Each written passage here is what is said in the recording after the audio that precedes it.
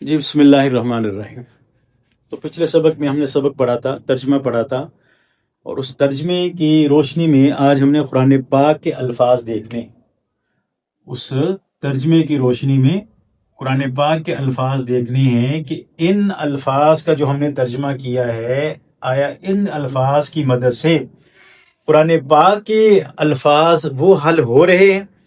ان کی روشنی میں قرآن پاک کا جو آیت ہے اس کے اندر جو لفظ لکھا ہوا ہے وہ حل ہو رہا ہے یا ان کا ہمیں کوئی فائدہ ہے یا فائدہ نہیں ہے؟ تو اب ہم دیکھتے ہیں ذرا۔ پہلا جو ہے جی مشہور لفظ، ایک ہم لفظ بولتے ہیں انشاءاللہ۔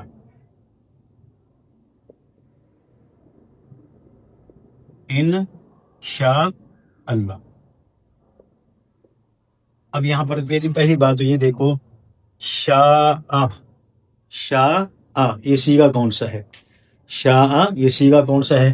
آخری حرف کے اوپر زبر آ رہی ہے، ضربہ آخری حرف کے اوپر زبر ہے، تو یہ سیغہ ہو گیا پہلا سیغہ، ماضی معلوم کا پہلا سیغہ ہوگا۔ اور ماضی معلوم کے پہلے سیغے کا ترجمہ ہم کیسے کرتے ہیں؟ مارا اس ایک آدمی نے، مارا اس ایک آدمی نے۔ تو یہ ترجمہ ہم نے یہ ترجمہ ہم نے تب کرنا ہے جب کام کرنے والا ہمارے سامنے نہ ہو۔ لیکن اگر کام کرنے والے کا بارے میں پتہ ہے، جی وہ فاعل آگے کھڑا ہے، تو پھر ہم اسی کا ترجمہ کریں گے۔ اب دیکھو ضربہ کا ترجمہ تھا مارا اس نے، ضربہ مارا، تو شاء چاہا اس نے، چاہا اس نے۔ اب وہ اس کون ہے؟ وہ آگے ہمارا موجود ہے لفظ اللہ، تو اب اس کا ترجمہ کیا ہو جائے گا؟ چاہا اللہ نے، چاہا اللہ نے۔ ضربہ کا ترجمہ مارا اس نے، چاہا اللہ نے۔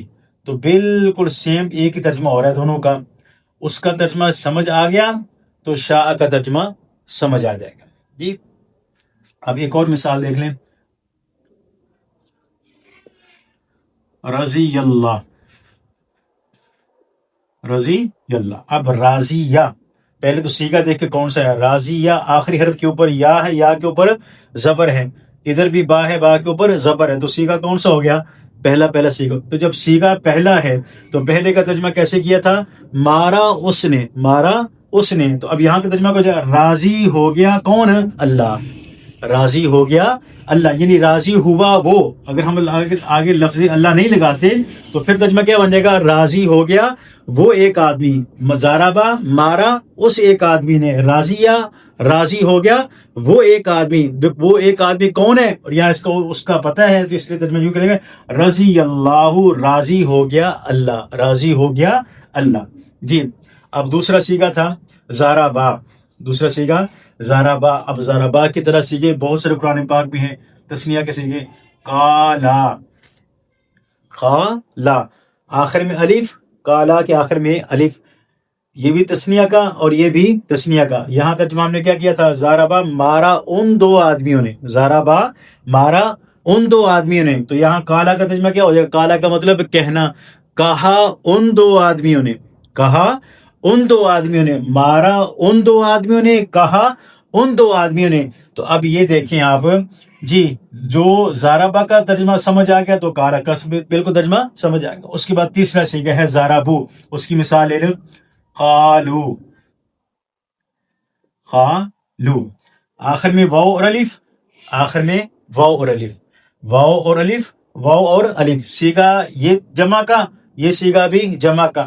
وہاں ہم نے ترجمہ کیا کیا تھا؟ ضربو مارا ان سب آدمیوں نے، ضربو مارا ان سب آدمیوں نے۔ تو قالو کا ترجمہ کیا ہوگا؟ کہا ان سب آدمیوں نے، کہا ان سب آدمیوں نے۔ تو اب یہاں سے آپ کو اندازہ ہو جائے گا۔ اب یہ مثال کے طور پر ہم نے چند ایک سیغے نکال لیے ہیں، ایک اور نکالو، جعلو، جعلو۔ پہلے تو سیغہ بتاؤ، سیغہ کون سا ہے؟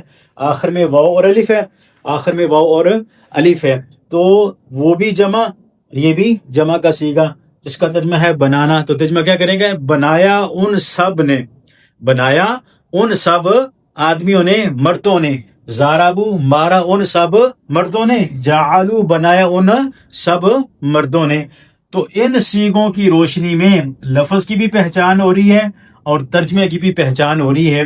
تو اب یہ جو جیسے مشہور ہے جی، وہ لگا دیتے ہیں کہ ایک لفظ سیکھو اور ہزاروں لفظوں کا ترجمہ کرنا آسان ہو جائے. ایک لفظ کی سیکھو اور ہزاروں کا. اب دیکھو زارابا کی شکل میں قرآن پاک میں ایک نہیں ہزاروں کی شکل میں الفاظ آئیں گے. زارابا کی شکل کے ہزاروں الفاظ آئیں گے, زارابو کی شکل کے ہزاروں الفاظ آئیں گے. تو آپ نے 3 لفظ نہیں سیکھے بلکہ ہزاروں الفاظ سیکھ لیے. 3 لفظ نہیں سیکھے, ہزاروں الفاظ سیکھ لیے, اور 3 لفظوں کا ترجمہ سیکھ کر آپ نے ہزاروں لفظوں کا ترجمہ کرنا سیکھ لیا.